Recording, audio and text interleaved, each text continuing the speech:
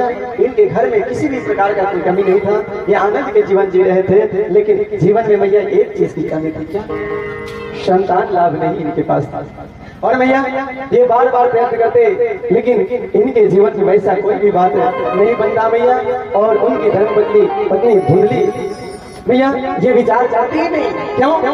इसलिए नहीं करती, अगर मैं प्रेग्नेंट हो गई तो हमारा सौंदर्य खराब हो जाएगा, हमारा शरीर खराब हो जाएगा।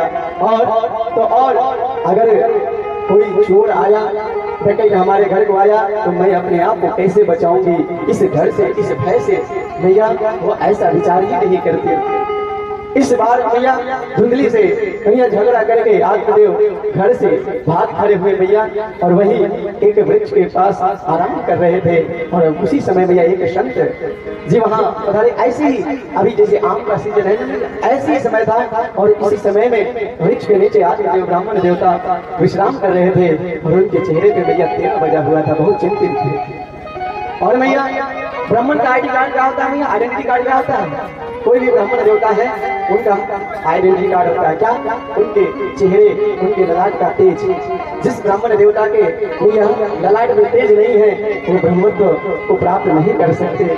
इसलिए मैया वो ब्राह्मण देवता पूजनीय है जो त्रिकाल संध्या करते हैं।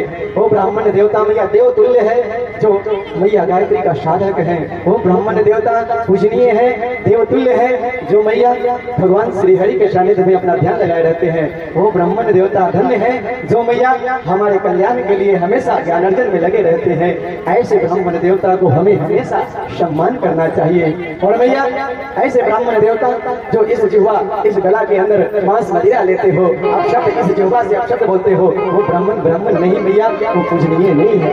ऐसा नित्य कर्म पूजा पद्धति जिससे हम सभी पूजा कराते हैं मैया, उसने स्वर्ण अक्षरों में लिखा गया है, अगर 3 दिन तक कोई भी ब्राह्मण देवता अगर गायत्री मंत्र का साधना जप नहीं करते हैं तो वो असुर योनि में चले जाते हैं, वो पूजा कराने योग्य नहीं होते।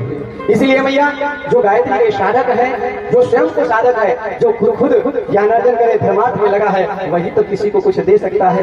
जो स्वयं ज्ञानार्जन में लगा हुआ है, स्वाध्याय किया हुआ है, तो वही किसी को कुछ मैया उसके अंदर, हमारे अंदर कोई भ्रांति है तो दूर कर सकता है। नहीं तो वो खुद भ्रम में जी रहा है, वो हमारे जीवन को क्या दिशा निर्देश दे सकता है। इसलिए मैया ऐसे समय में हम सभी को हमें हमेशा ध्यान देना चाहिए। आज तक भैया 2012 से अभी तक, जब से गुरु जी से मंत्र दीक्षा लिए उस समय से अभी तक मैया राजस्थान, दिल्ली, हरियाणा, आपके बिहार में जहाँ भी यज्ञ अनुष्ठान पूजा पाठ कथा हुई है, एक भी जजमान दुखी नहीं है। सबका रिकॉर्ड हमारे पास है। क्यों?